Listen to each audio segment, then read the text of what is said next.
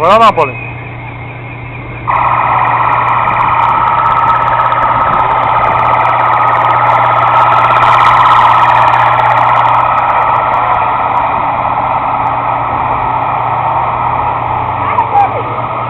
Onde meu pai tá?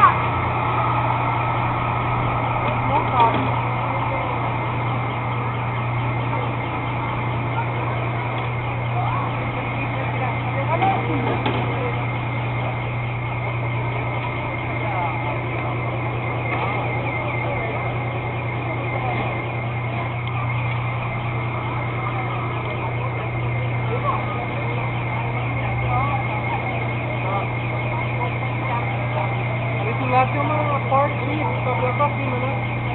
Tá vendo? Tem uma plaquinha branca, olha lá. Olha o do sol.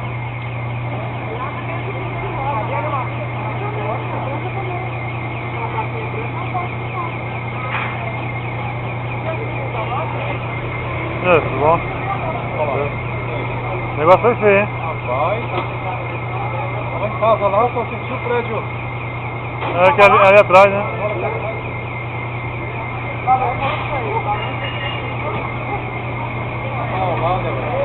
Esse rasgando aqui.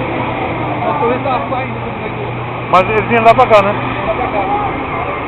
Fez a curva, parece que travou. Ah. Aí pegou um cara, não deu pra brecar, travou tudo. Mas pegou gente na calçada não?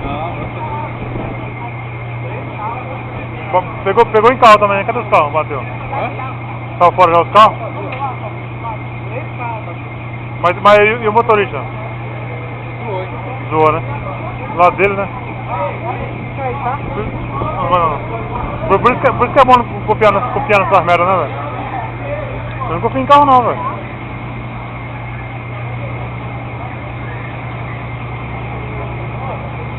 Que sempre bate do outro lado, né, Dói? Agora essa vez nós pegamos o travou. Não vai nenhuma reportagem aí não? Agora não. É, meu negócio foi feio mesmo.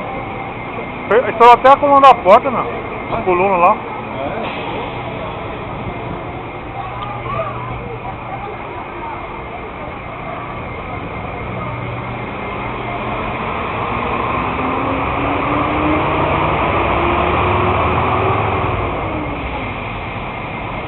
Ainda bem que tá. Ó, fosse no sábado, hein? Passa gente pra caramba aí, quase.